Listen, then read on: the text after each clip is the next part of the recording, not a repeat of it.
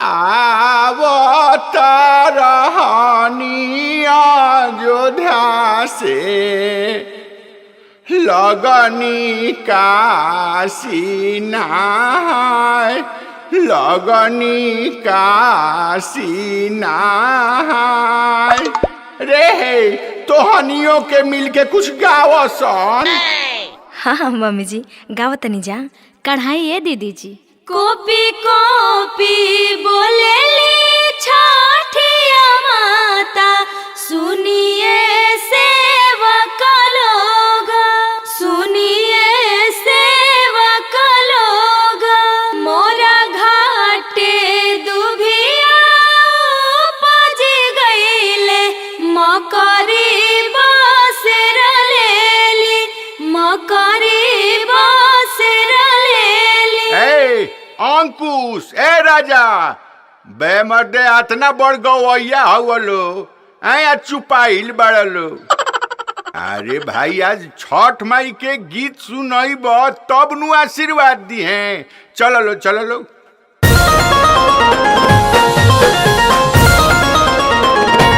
पियरी पहिरले पानी नाचब लहरिया मारी नाचब हो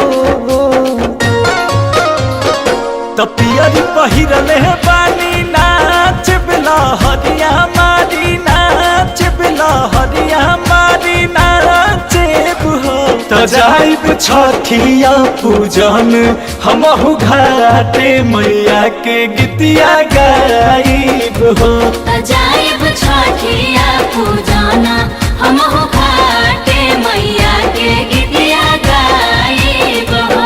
त पियरी पहिरले पानी नाचब लहरिया मारी नाचब लहरिया मारी नाचब हो त जाइब छठिया पूजन हमहु घाटे मैया के गीतिया गाइब हो त जाइब छठिया पूजना हमहु घाटे मैया के गीतिया गाइब हो।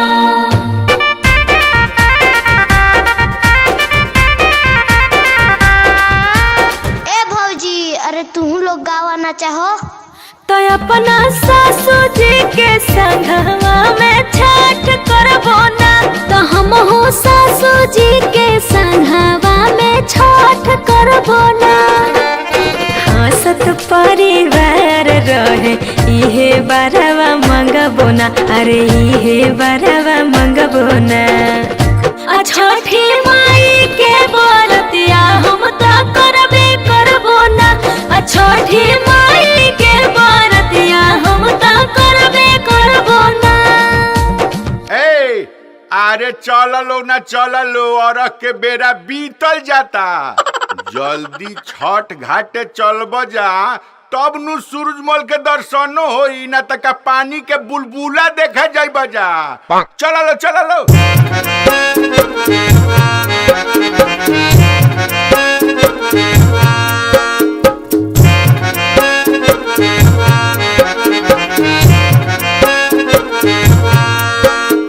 छठी माई के घाटावा सुहावन लागे बड़ी मन भावन लागे हो।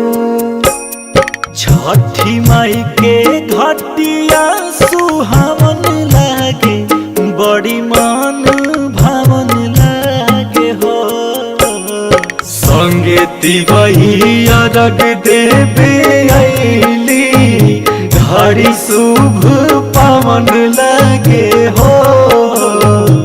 अंकुश राजा आनंद विनय सिर नमन लागे हो। अंकुश राजा आनंद विनय सिर नमन लागे हो। अंकुश राजा आनंद विनय सिर नमन लागे हो।